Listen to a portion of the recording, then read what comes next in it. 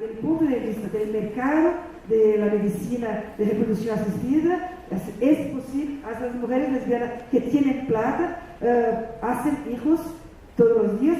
Hay millares de niños que están naciendo en Brasil de mujeres que tienen condiciones. Y así tengo una estudiante que está haciendo su tesis sobre esto.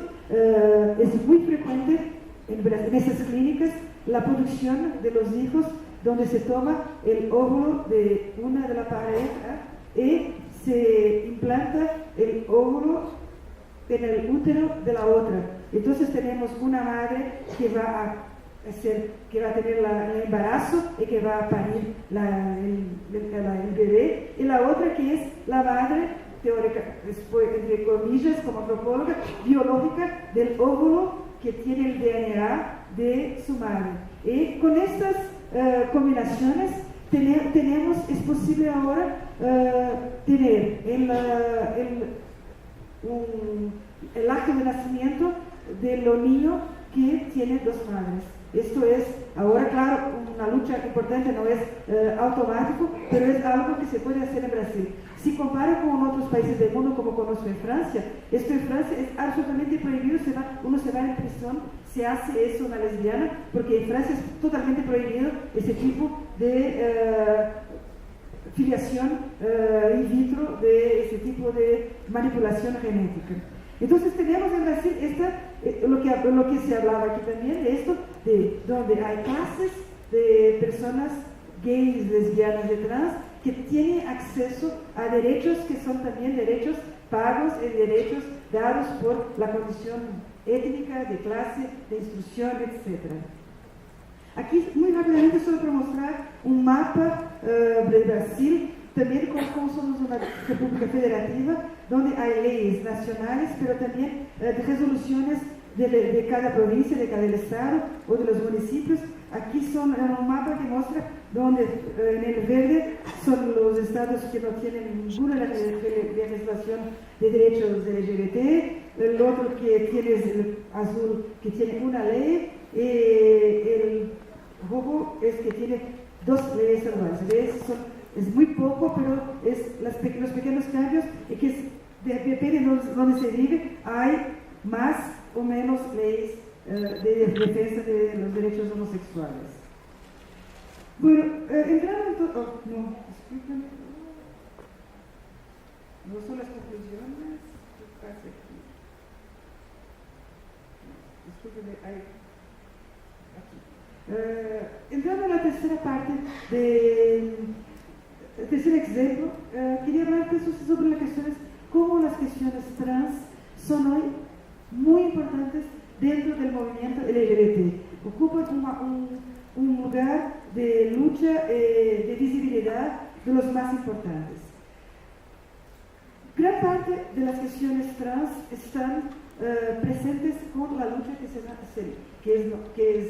reconoce como nombre social. Nombre social es el reconocimiento del nombre propio que una persona trans, se escoge para ser tratada. Como nuestro colega aquí, Chema, que tiene un nombre social que más gente lo conoce como Chema que como José María. Solo se lo usa algunas veces. Pero aquí es un nombre social que conocemos en portugués, no sé cómo es en español, ¿cómo se llama esto? En portugués es apellido, pero el apellido es una cosa en español. Apodo. Que es, y el nombre social es un nombre que la gente se escoge que tiene que ver con la identidad de género que uno escoge.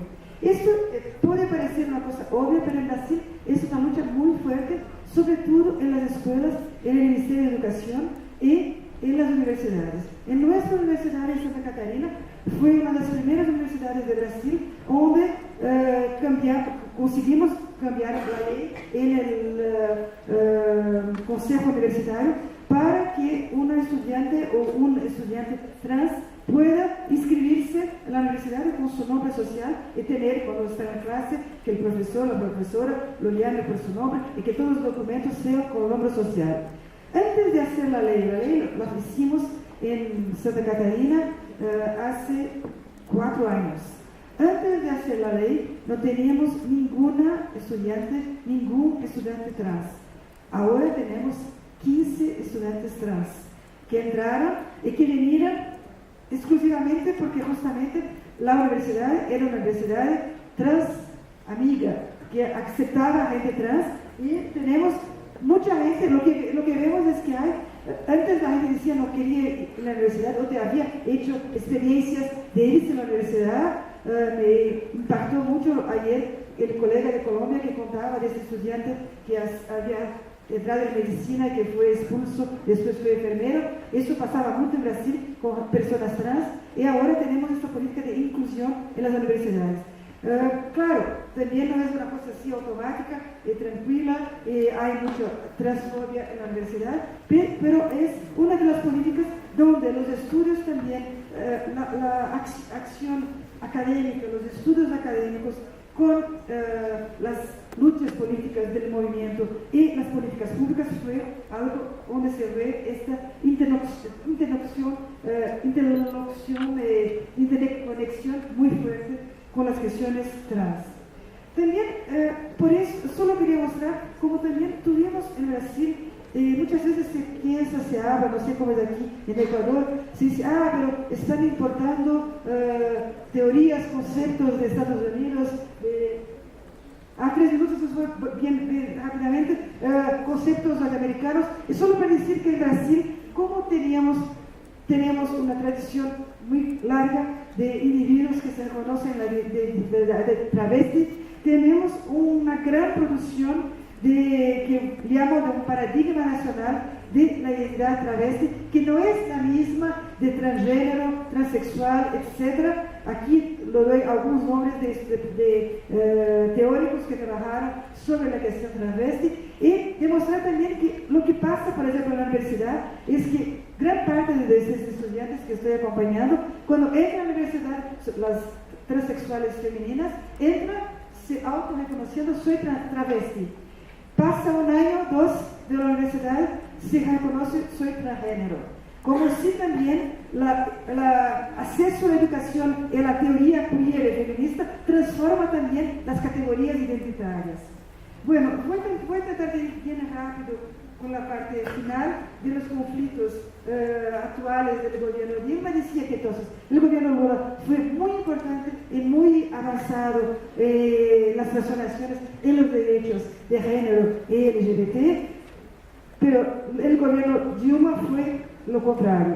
Primero mostrar aquí muy rápidamente que desde las elecciones presidenciales, la primera de 2010, la cuestión del aborto fue, de los derechos gays, pero aquí más de los derechos reproductivos, fue un embate político entre Dilma y Serra, que era el candidato contra Dilma en el segundo turno de las elecciones.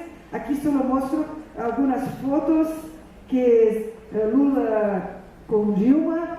No tengo cómo explicar todo, pero siempre se pensaba, Lula y Dilma eran como una pareja política, y para la primera elección, Dilma necesitaba tener un hombre a su lado. Entonces había Lula y 3 diputados. Bueno, no voy a contar todo aquí, pero hay muchas representaciones de género de cómo pasó. En el medio quiero solo mostrar, eso es muy interesante, que tiene a ver con la discusión actual de género, política y religión en Brasil. Era cuando Dilma contó por la primera vez que iba a ser candidata a la presidencia, y fue un programa de televisión muy así popular, sí, soy candidata, Datena, que es el chico que no sé cómo hace el programa, lo preguntó, ¿pero ustedes acreditan en Dios? Dilma dice en ese momento, primer acto de su elección, de su candidatura en 2010, no, acredito en la diosa. El femenino. Entonces era una posición feminista, y no podemos hablar después cómo cambió en estos años, en 5 años cambió de una posición que era bastante feminista, que era bastante laica, para una posición actualmente bastante religiosa. En este momento leí en el avión alguien que decía, estuve en el Palacio, en el gabinete de Dilma había la Virgen María sobre la mesa. Entonces eso me parece muy interesante del cambio de la historia de Dilma, que no voy a hablar aquí, y abajo también el vicepresidente, muy religioso, con su mujer, que es también una pastora de una iglesia evangélica. Aquí es Dilma con su hija y su nieto. Es solo para mostrar que hay implicaciones de género muy fuertes en las imágenes que están transmitidas de Dilma. Voy a encerrar solo mostrando el primer gobierno de Dilma, donde la cuestión fue la autonomía de las mujeres, con el programa Bolsa Familia, Beca Familia. Las cuestiones de aborto estuvieron alejadas. Esto fue ahora las elecciones actuales, donde hubo un otro embate, donde Dilma se comprometió con cuestiones de género y sexualidad. No sabemos todavía si va a llegar, si va a hacerlas. Yendo para las conclusiones, solo para decir que tenemos muchos desafíos actuales en este campo, pensando que somos un campo profundamente marcado por esta relación. Lo que pensamos en la universidad tiene impacto fuerte sobre la vida pública, sea de los movimientos sociales, sea de las políticas públicas.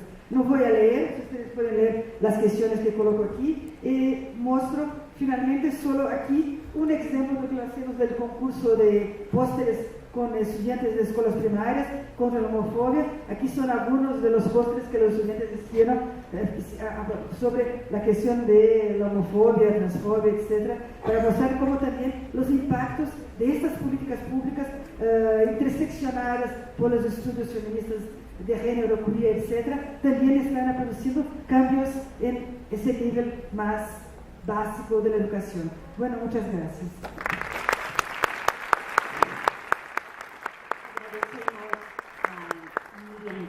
Por su participación e invitamos a Susana Rostagnol de la Universidad